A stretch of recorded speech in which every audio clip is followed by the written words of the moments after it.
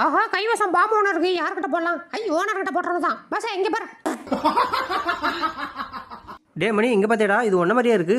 இருக்கட்டும், அதுக்கு என்னன்றப்ப. டேய் தொடாதரா தொடாதரா, என் பிள்ளடா அவங்க. டேய் தொடாதரா, இன்னொரு வாட்டி கிட்ட வந்தா கொன்றுவான். இனிமே இவங்க என் பிள்ளைங்க. என்னாச்சு உனக்கு? ஏன் பிள்ளை அவன் பிள்ளைங்கிறான்? பைத்தியம் முடிச்சிச்சா? ஏய் என்னடா பண்ற? பார்த்த தெரியல.